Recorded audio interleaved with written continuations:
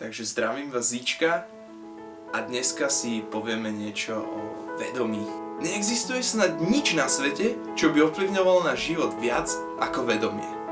Každý z nás má svoje vlastné vedomie a každý z nás so svojím vedomím môže vedome pracovať a rozvíjať ho.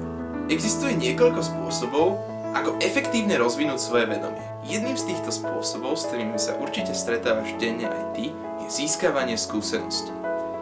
Získavanie skúseností ovplyvňuje vedomie, rozširuje ho a tým pádom nám prichádzajú do života lepšie skúsenosti. A lepšími skúsenosťami nám prichádza aj lepší spôsob, akým si rozvinúť vedomie.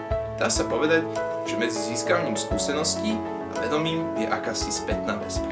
Ďalší spôsob, ako rozšíriť svoje vedomie, je získavaním informácií. Informácie môžeš získavať či už to z literatúry, čítaním rôznych článkov, pozeraním filmov, videí, alebo už vedením nejakého rozhovoru, ktorý ti dá nejaké informácie. Podstatné je, aby informácia pre teba bola hodnotná a nová.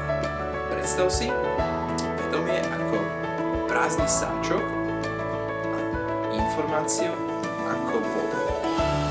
Nalievaním vody do sáčku zväčšuje sáčok svoj objem. Čiže čím viac informácií, tým väčšie vedomie.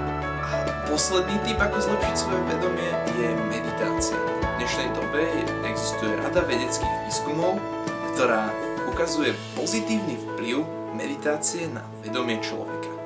Okrem širokého rozsahu prínosov k zlepšeniu zdravia, meditácia aktivuje prirodzené schopnosti tela, ktoré bránia starnutiu.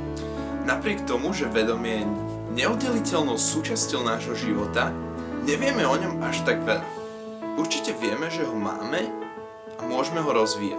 Takisto vieme, že bez neho by sme o sebe nevedeli. Čiže vedomím začína aj náš život. Ale čo o vedomí nevieme, je kde sa nachádza.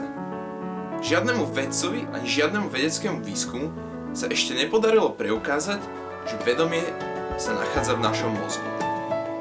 Zamyslíme sa nad tým, že keď vedomie je tak úžasná vec, že dokáže pomôcť človeku zlepšiť spôsob života,